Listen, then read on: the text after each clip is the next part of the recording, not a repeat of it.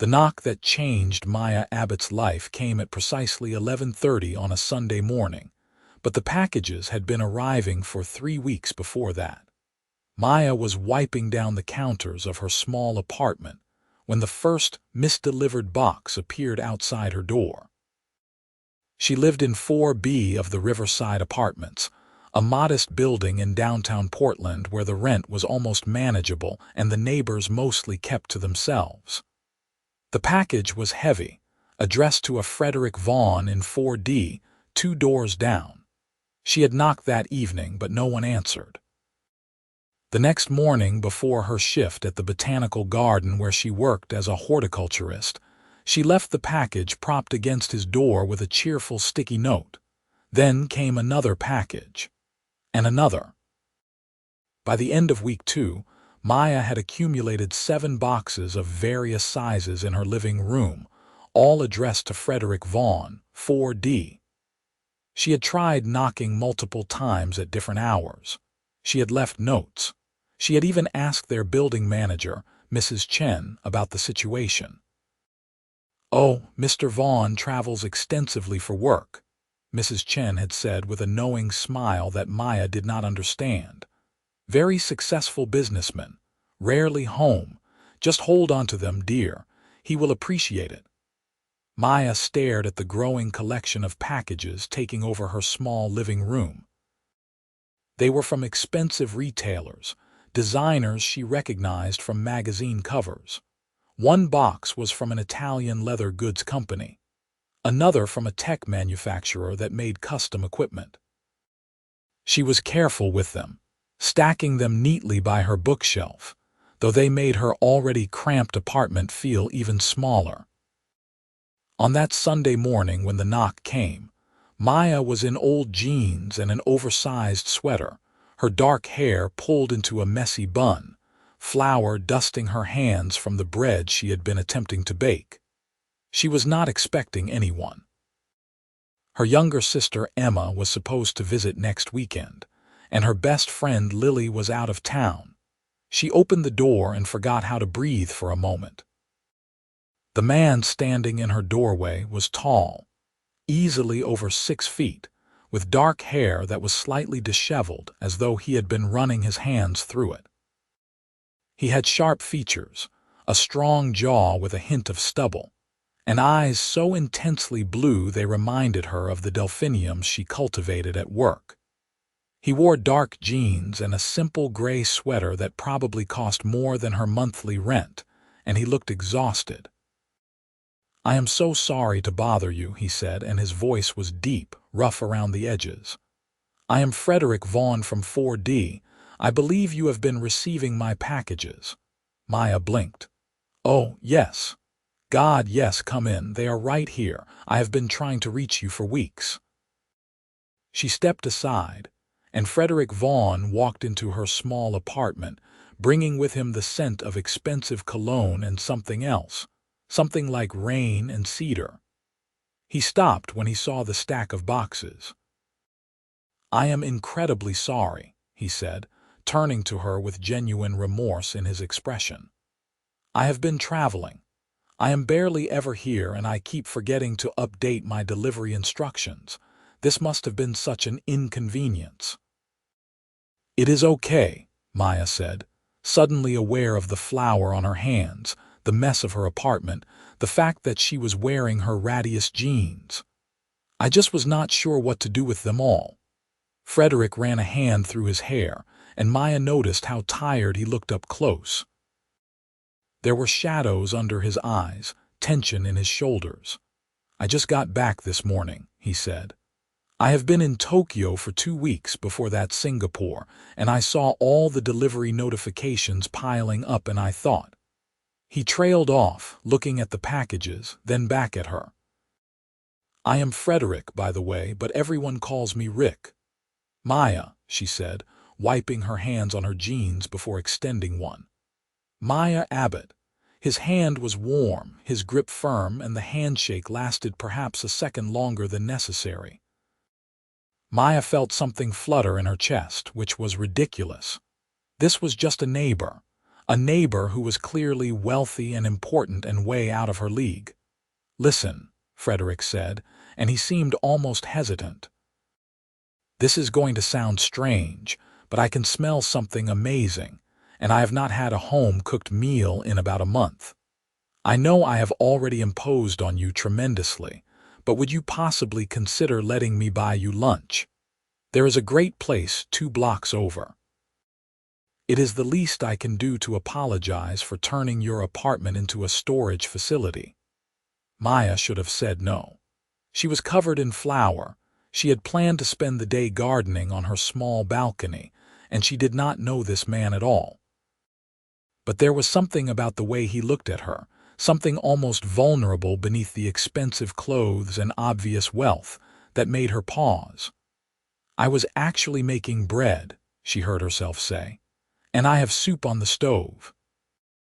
If you want to stay for lunch here instead, you are welcome to. It is nothing fancy." The smile that broke across Frederick's face transformed him completely.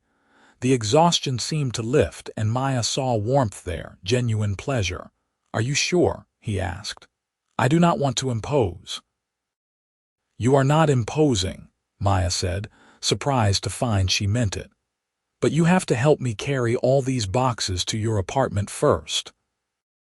They made 3 trips down the hallway, and Maya learned that Frederick had lived in 4D for almost 6 months, but had barely spent 2 weeks total in the apartment. He worked in renewable energy, he told her, developing sustainable solutions for emerging markets. His company had projects all over the world. "It sounds exciting," Maya said as they stacked the last box inside his apartment, which was notably larger than hers and sparsely furnished, as though he had never quite settled in. "It is," Frederick said, but there was something hollow in his voice. "It is also exhausting."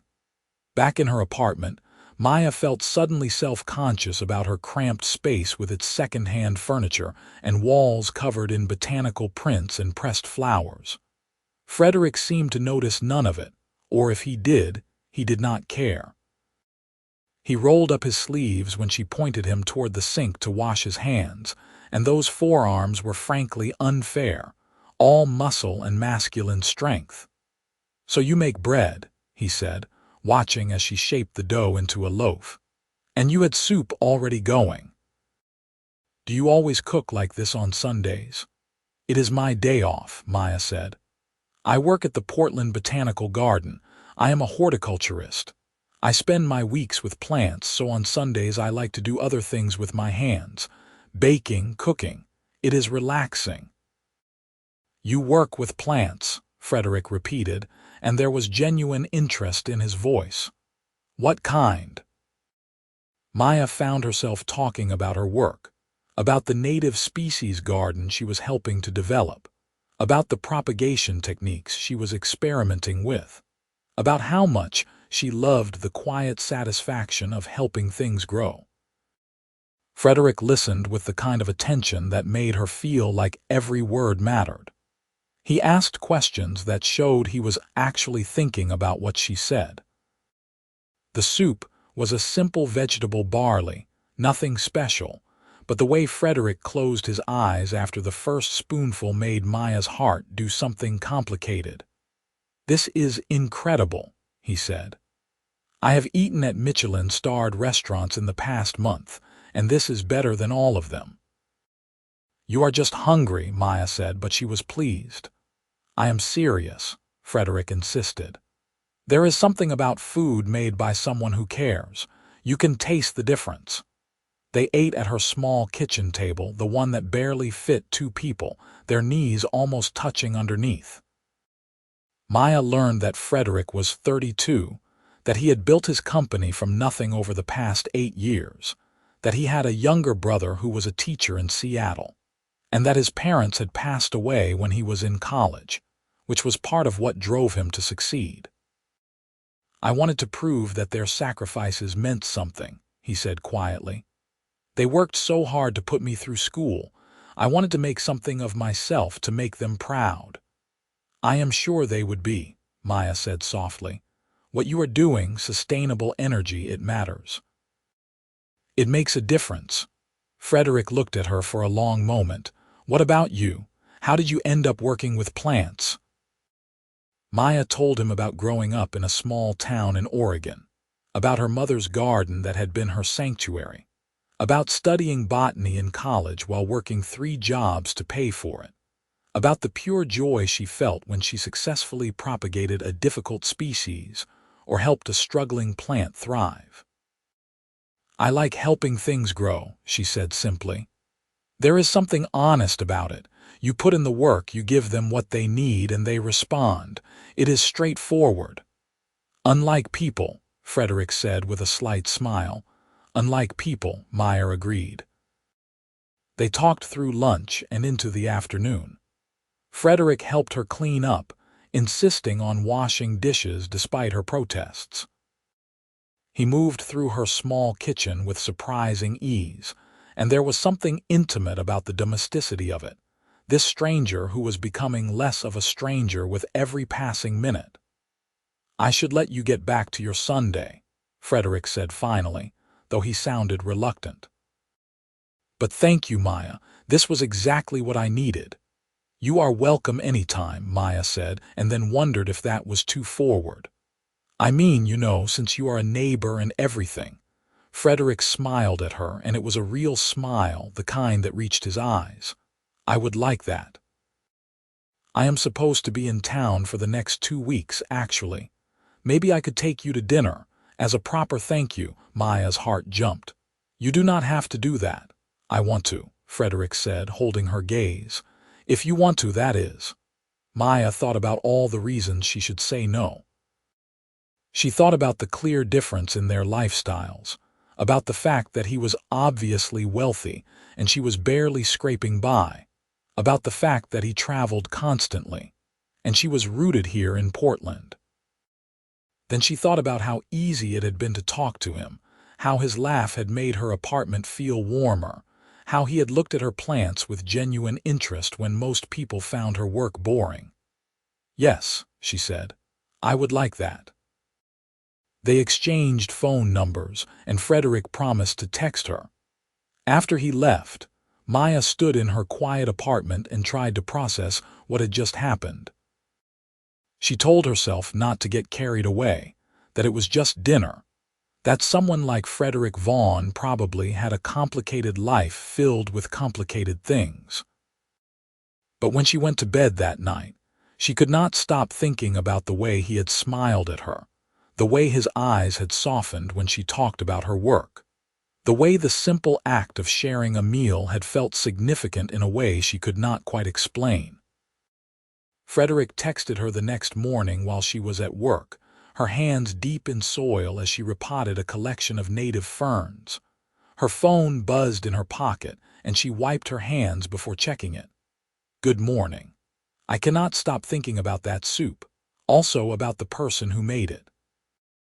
Dinner Wednesday. Maya found herself grinning at her phone like a teenager. She typed back, Wednesday works. The soup recipe is a secret though, you will have to earn it. His response came quickly. Challenge accepted. Wednesday could not come fast enough. Maya tried to focus on her work, on the new shipment of native irises that needed to be cataloged, on the tour group of school children she was supposed to guide through the medicinal plant section. But her mind kept wandering to Frederick, to the dinner they had planned, to the way he had looked in her apartment like he belonged there. Lily called her that evening, demanding details after Maya had texted her a brief mention of her new neighbor. Let me get this straight, Lily said, her voice crackling through the phone.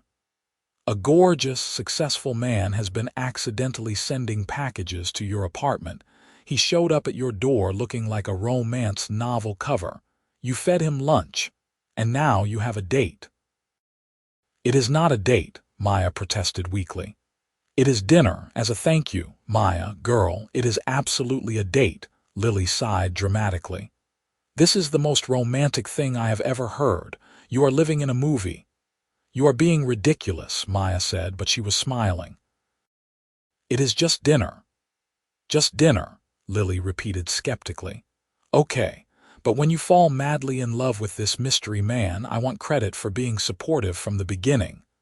Maya rolled her eyes, but something warm bloomed in her chest. She had not been on a real date in over a year. Her last relationship had ended badly, with a guy who had thought her work was boring and her apartment too small and her ambitions too modest. She had sworn off dating for a while after that, focusing on her work, on building the life she wanted for herself. Frederick felt different, though. Even after just one lunch, she could sense it. Wednesday arrived with Maya in a state of controlled panic. She had changed clothes 4 times, settling finally on a simple green dress that Lily had talked her into buying months ago. It brought out the hazel in her eyes, or so Lily had insisted.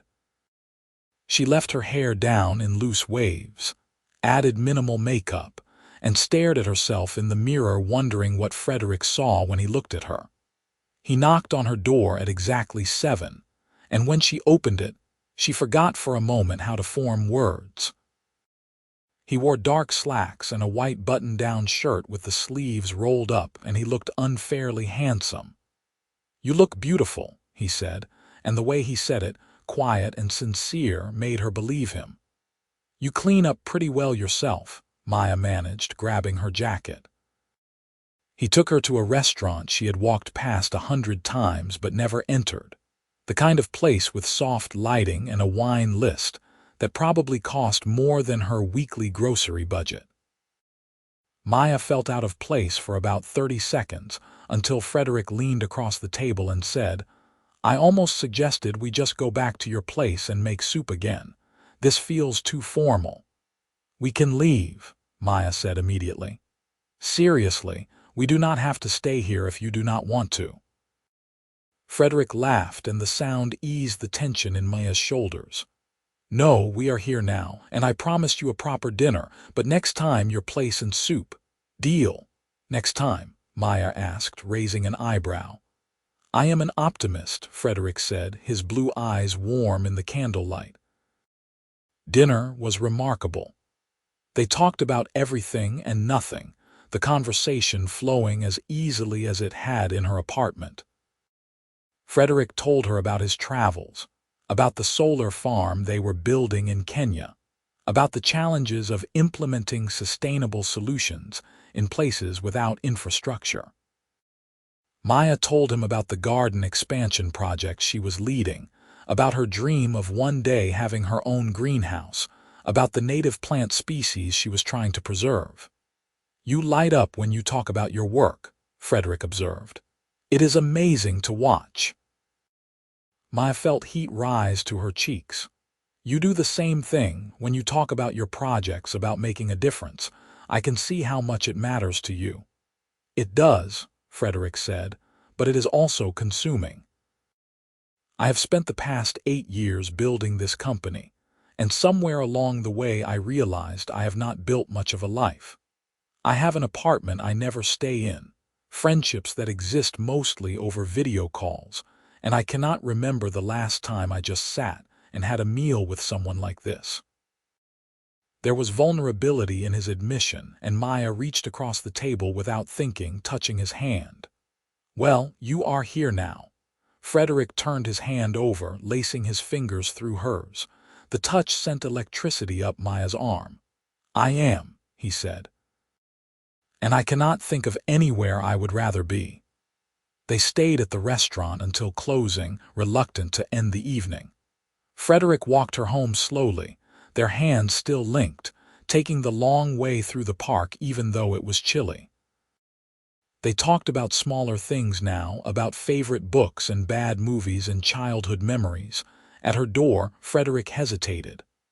"I would really like to see you again. Tomorrow, if you are free." "I work until 5, Maya said. "But after that I am free." "Perfect," Frederick said. He lifted her hand and pressed a kiss to her knuckles, a gesture that should have felt old-fashioned but instead felt perfect. "Good night, Maya." "Good night, Frederick." She watched him walk the short distance to his own apartment before letting herself inside. Her heart was racing, her skin still tingling where he had kissed her hand. This was crazy. She barely knew him. But something about Frederick felt right in a way that nothing had in a very long time.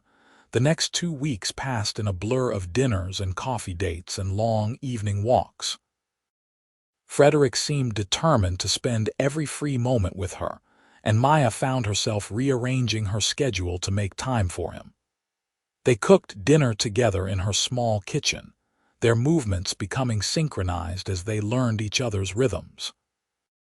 They explored the city together, Frederick admitting he had barely seen any of Portland despite living there for months. Maya showed him her favorite bookstore, the coffee shop with the best pastries, the hidden viewpoint that overlooked the entire city. Frederick told her about his company, Vaughn Energy Solutions, and Maya realized with some shock that he was not just successful but actually wealthy. The kind of wealthy that made headlines. She Googled him one night after he left, and her phone filled with articles about the billionaire entrepreneur revolutionizing sustainable energy. There were photos of him at galas and conferences, always in a suit, always looking serious and untouchable. Nothing like the man who sat on her couch in jeans and a sweater, laughing at her stories about the garden club ladies who came to her workshops. "Does it bother you?" Frederick asked her one evening. They were on her small balcony, squeezed onto the one chair together, watching the sunset. The money thing. Maya had been wondering when they would have this conversation. "It is intimidating," she admitted. "We come from very different worlds." "We really do not," Frederick said firmly. "I grew up in a 2-bedroom apartment with parents who worked multiple jobs." The money is new, Maya. And honestly, most of the time it just feels like a number on a screen. It does not mean anything without someone to share it with. "Is that your way of asking me to be your sugar baby?" Maya teased, trying to lighten the mood. Frederick pulled her closer, his arms tightening around her waist. "That is my way of saying that the past 2 weeks have been the happiest I have been in years. You make me feel normal. You make me feel like myself, not like Frederick Vaughn, the CEO or the billionaire or whatever else people see." "Just Rick." Maya turned in his arms to face him. "I like Rick," she said softly. "I like him a lot." "Good," Frederick murmured, and then he was kissing her, soft and sweet and perfect. Maya melted into him, her hands coming up to tangle in his hair. The kiss deepened, became something more urgent, and when they finally broke apart, both breathing hard, Frederick pressed his forehead against hers. "Stay," Maya whispered. "Tonight, stay with me." Frederick's eyes darkened. "Are you sure?" "I am very sure," Maya said, and took his hand, leading him inside. They made love slowly, learning each other, and it was everything Maya had not known she was missing. Frederick was gentle but passionate, attentive to every sound she made, every touch that made her gasp. Afterwards, they lay tangled together in her small bed, and Maya traced patterns on his chest while he played with her hair. "I have to leave Monday," Frederick said quietly. "I have meetings in Berlin that I cannot reschedule. I will be gone for a week." Maya's heart sank, even though she had known this was coming. His work required travel. That was the reality of being with him. "Okay," she said, trying to keep her voice steady. "Come with me," Frederick said suddenly, propping himself up on one elbow to look down at her. "I know it is crazy, we have only known each other 2 weeks, but come with me. I do not want to leave you." "Frederick, I have a job. I cannot just take off to Europe on a whim." "Take a vacation week. I will handle everything else." "Please, Maya, I want to show you Berlin. I want to have breakfast with you in that cafe I love and walk through the gardens at Sanssouci and wake up next to you every morning." It was insane. It was impulsive and irresponsible and not at all like her. Maya was practical. She planned things. She did not jet off to Europe with men she had known for 2 weeks. "Okay," she heard herself say. "Yes, I will come." The joy on Frederick's face made her decision worth it. He kissed her thoroughly, and they did not get much sleep that night. Maya called in her vacation days on Friday, much to the surprise of her boss, who had never known her to take unplanned time off. She packed a suitcase with shaking hands, still not quite believing what she was doing. Lily thought she had lost her mind, but in an approving way. "Live a little," Lily had said. "Go to Europe with your billionaire boyfriend, eat fancy cheese, have amazing sex in a Berlin hotel, send me pictures." "He is not my boyfriend," Maya had protested. "We have not really defined anything." "Maya, the man invited you to Europe. He is your boyfriend." The flight was on Monday afternoon, first class, which was an experience in itself. Maya tried not to gawk at the lie-flat seats, and the actual menus and the flight attendants who treated them like royalty. Frederick held her hand during takeoff, and they watched movies together, their heads close, sharing earphones like teenagers. Berlin was stunning. Frederick had not exaggerated about the cafe, which served the best coffee Maya had ever tasted and pastries that made her want to cry. He held meetings during the days, apologizing profusely, but Maya did not mind. She explored the city, visited museums and gardens, soaked in the culture. Frederick joined her in the evenings, and they had dinner at little restaurants he knew, places that did not care about his wealth or status, where they could just be Rick and Maya, two people falling in love, because that was what was happening. Maya could not deny it anymore. She was falling completely, irrevocably in love with Frederick Vaughn. They visited Sanssouci Palace on Wednesday, walking through the elaborate gardens hand in hand. Maya went into full horticulturist mode, examining the plantings, explaining the historical significance of certain species. Frederick watched her with such tenderness that she had to kiss him right there among the tourists and the flowers. "I love you," Frederick said, the words tumbling out as though he could not hold them back any longer. "I know it is fast. I know it is crazy, but I love you, Maya. I think I have been falling in love with you since you opened your door covered in flour and offered a stranger lunch." Maya felt tears prick her eyes. "I love you too," she whispered. "I love you so much it terrifies me." "Do not be terrified," Frederick said, cupping her face in his hands. "Be with me. Really be with me. I know my life is complicated, I know the travel is hard, but I want to figure this out. I want to build a life with you." "I want that too," Maya said. "But Frederick, I cannot just follow you around the world. I have a career I care about, a life in Portland." "I know," Frederick said, "and I would never ask you to give that up. But maybe we can find a balance. Maybe I can cut back on some of the travel, delegate more. I have been doing this alone for so long, but I do not want to anymore. I want a home. I want to come back to someone. I want to come back to you." They talked through the logistics as they walked, holding each other close. It would not be easy. There would be times when Frederick had to travel, times when Maya would be absorbed in her work. But they both wanted to try, wanted to make it work. The rest of the week in Berlin passed too quickly. They made love in their hotel room with the city lights glittering outside. They held hands walking through museums.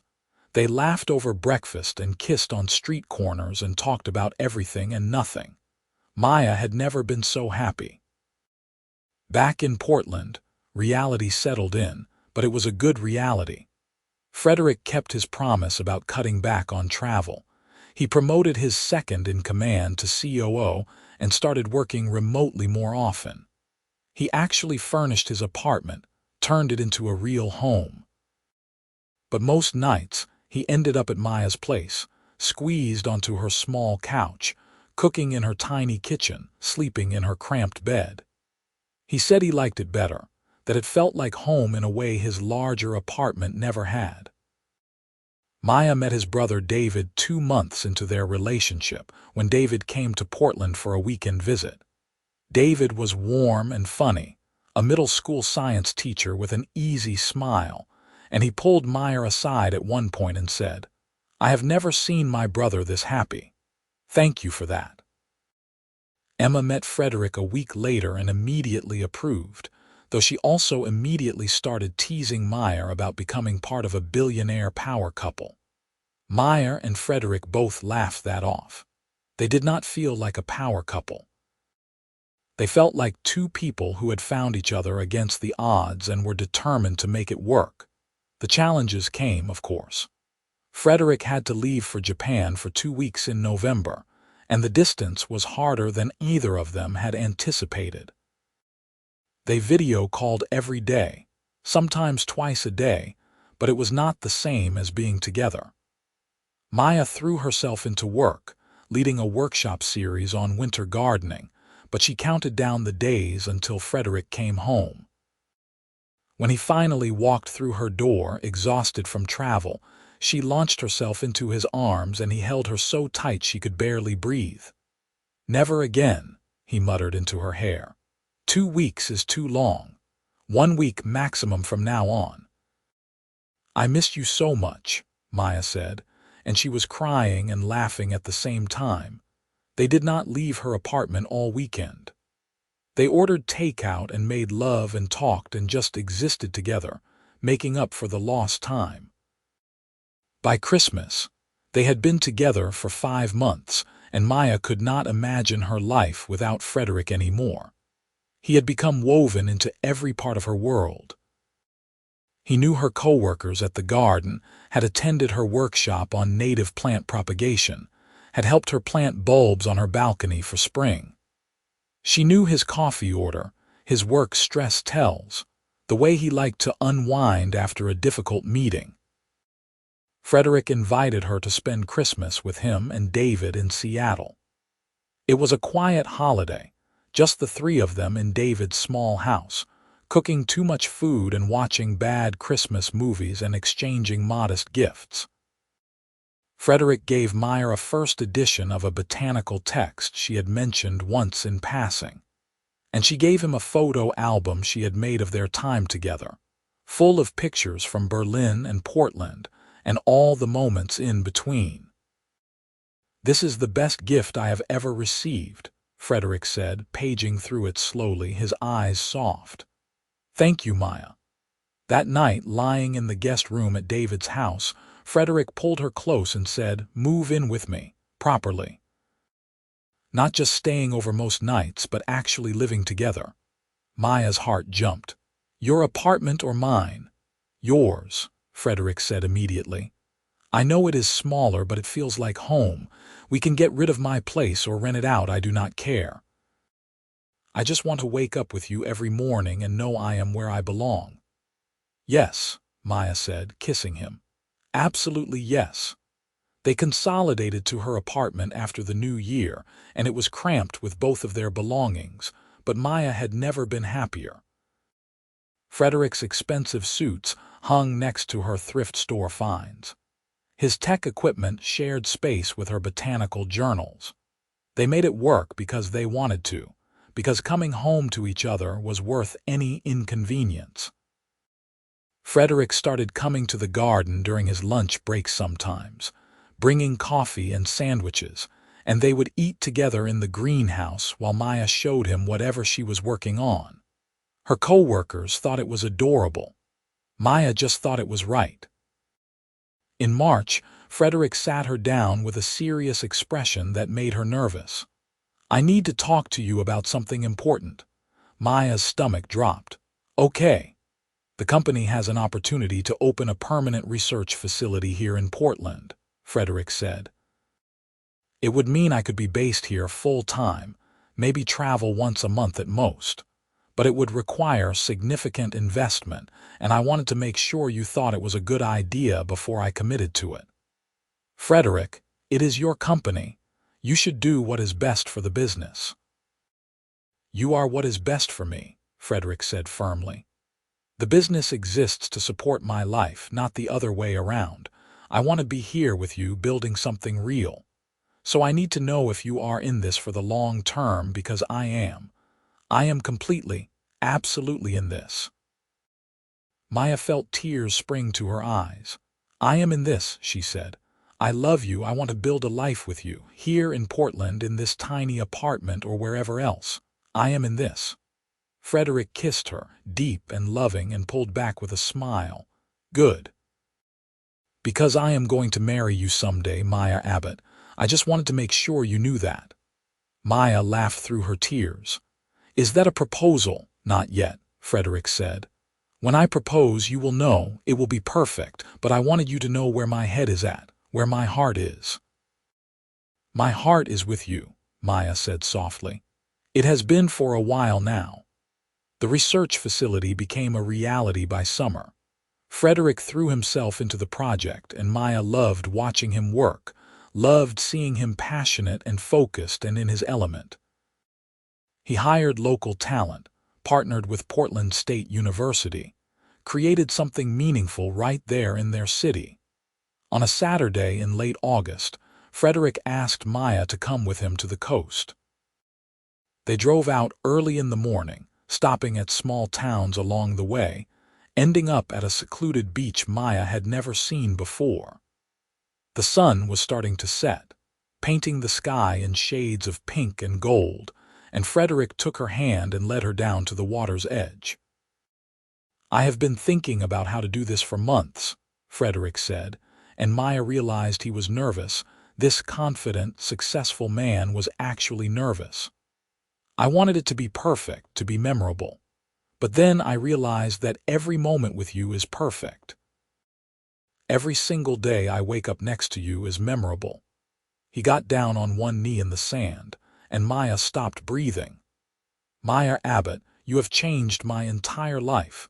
You have made me want to be home instead of chasing the next project. You have shown me what it means to be truly happy, not just successful. You make me laugh, you challenge me, you love me even when I am difficult. I want to spend the rest of my life with you. I want to build a home with you, a family with you, a future with you. Will you marry me?" The ring was beautiful, a simple design with a green stone that matched her eyes, but Maya barely saw it through her tears. "Yes," she said, pulling him up and kissing him. "Yes, absolutely yes." They stayed on the beach until it was dark, sitting in the sand, talking about their future. Frederick wanted a small wedding, just family and close friends. Maya agreed. They talked about buying a house with a yard where Maya could have a real garden. They talked about children someday when they were ready. They talked about growing old together, and it all felt possible, real, right there within reach. They got married in October, exactly 1 year after their first lunch together. The wedding was in the botanical garden where Maya worked, surrounded by the plants she loved, with 40 people who mattered most. David was Frederick's best man. Emma was Maya's maid of honor. They wrote their own vows, and there was not a dry eye in the garden when Frederick promised to always come home to her, and Maya promised to always be his home. The reception was casual, a dinner at their favorite restaurant, full of laughter and love and joy. Frederick danced with Maya in the small space they cleared, holding her close, and whispered, "Best decision I ever made was knocking on your door that Sunday." "Best decision I ever made was answering it," Maya whispered back. They honeymooned in New Zealand.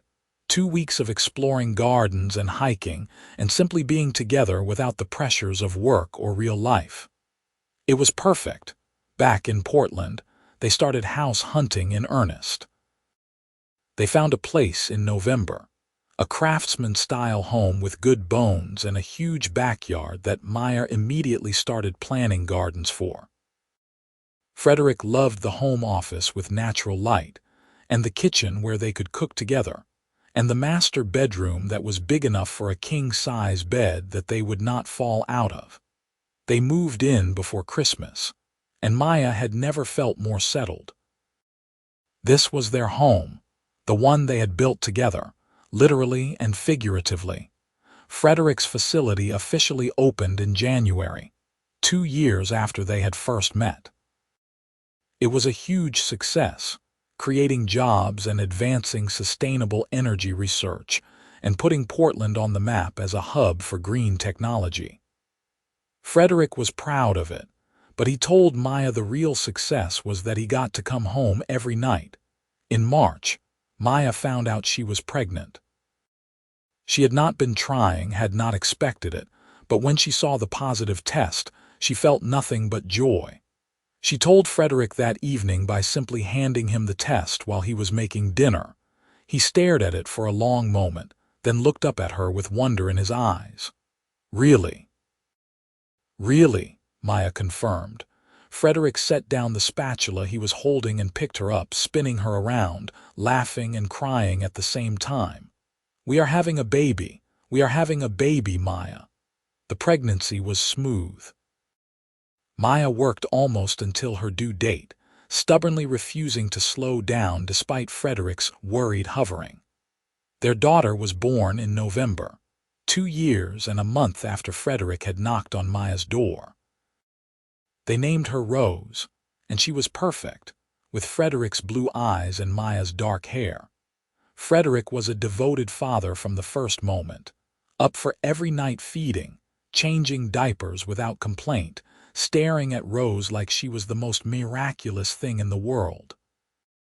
Maya fell even more in love with him watching him with their daughter.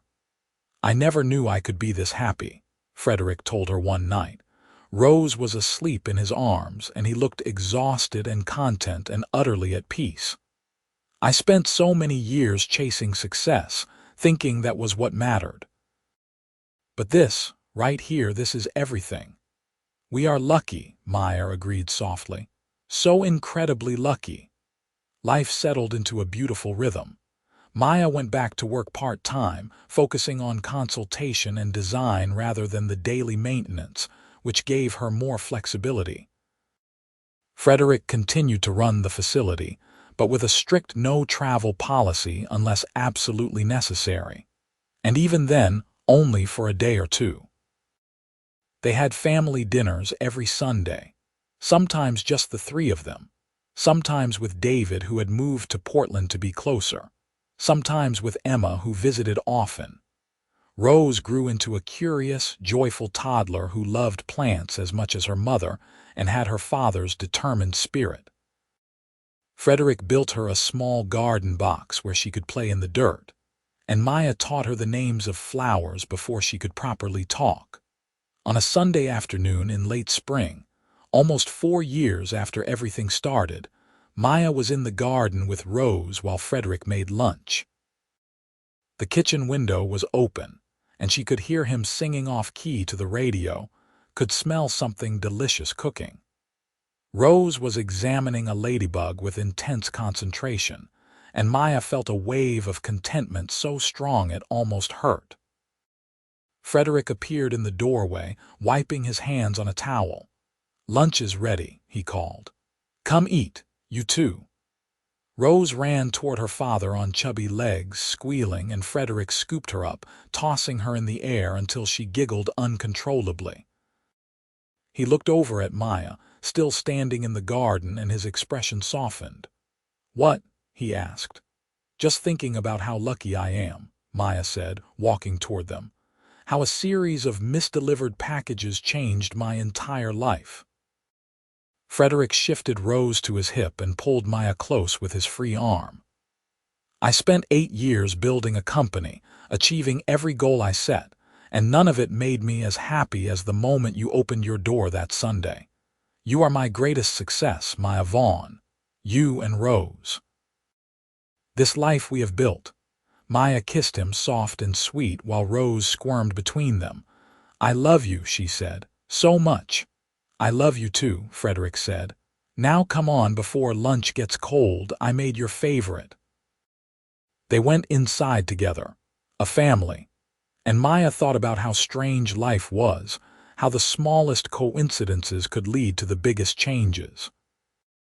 If the packages had not been misdelivered, if she had not been home that Sunday, if she had not invited him to stay for lunch, everything would be different. She would not have this home, this family, this love that filled every corner of her life. But the packages had been misdelivered. She had been home, she had answered the door, and Frederick had stayed.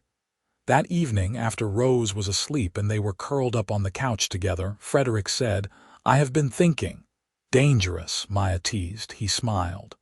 "I want to start a foundation for sustainability education, particularly in underserved communities. I want to create programs that teach kids about renewable energy, about taking care of the planet. And I want you to be part of it, to develop the botanical education component."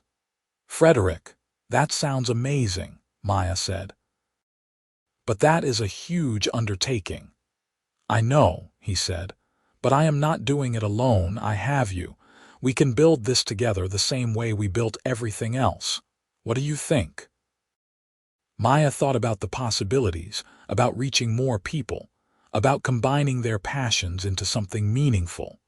She thought about the life they were creating, not just for themselves but for their daughter and for the world she would inherit.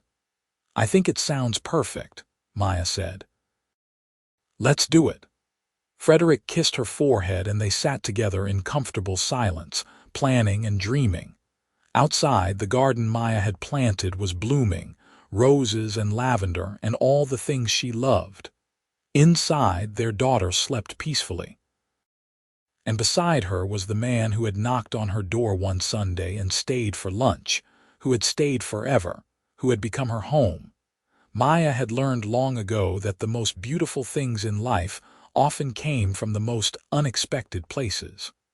A misdelivered package, a knock on the door, a simple invitation to stay for lunch. Such small moments, but they had led to everything that mattered. She looked at Frederick, at the life they had built together, and felt nothing but gratitude. This was what love looked like. Not perfect, but real. Not easy, but worth it.